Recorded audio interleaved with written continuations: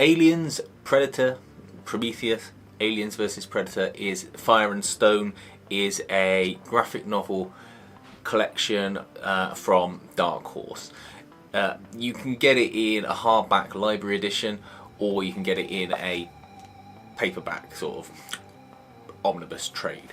I went for the paperback omnibus trade because it matches with the other Dark Horse Aliens and Predator books that I've got, and I like the size and the quality of the printing and publication.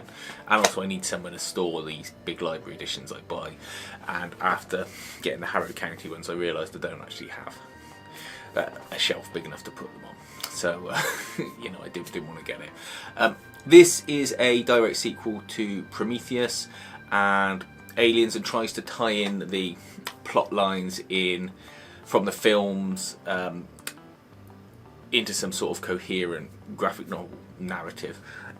You have people going to the planet from Prometheus and finding the black goo, or the accelerant as they call it in this, and experimenting with it on an android, and that has a strange and cool effect where he gets turned into a sort of skeletor even looking anatomy like creature that keeps growing bits out of him and evolving dependent on the needs of his environment.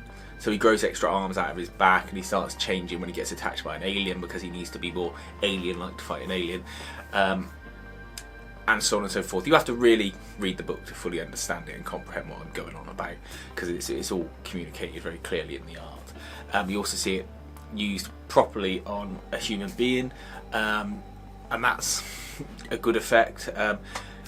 And you see it also used on a predator as well, and an alien, all to varying different degrees of effect. And you have all of these parties crossing over and encountering each other.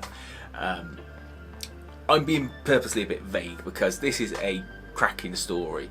It's really well written, it's got really good art all the way through.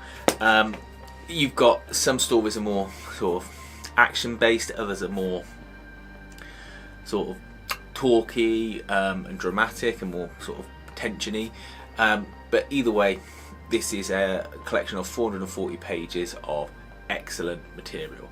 I don't know why when these came out they didn't use the information in these books for the Prometheus sequel. I mean, Alien Covenant is fine at best, but they could have used so many of the ideas within this, particularly about the android evolving and changing, and done that with Michael Fassbender's character, but they didn't.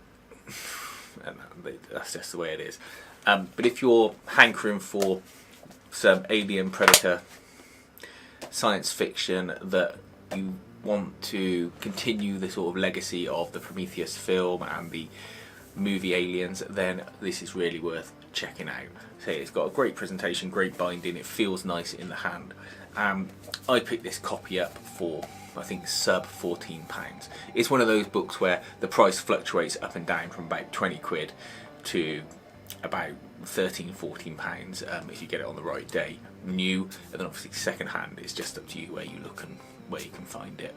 And then obviously if you want the library editions, the big proper hardcover formats, then they're about £20–25. There is a sequel collection to this, Life and Death, which currently isn't available in this format, so I'm going to wait for that to come out unless I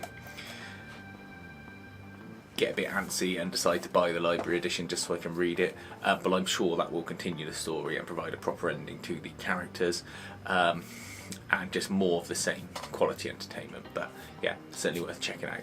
Please feel free to like and subscribe to the channel, it's very good if you can, and leave any comments you might have on the book or the story, or if you know when the Life and Death paperback version will be coming out, because I can't find any information online as to when it might appear. Thanks for watching.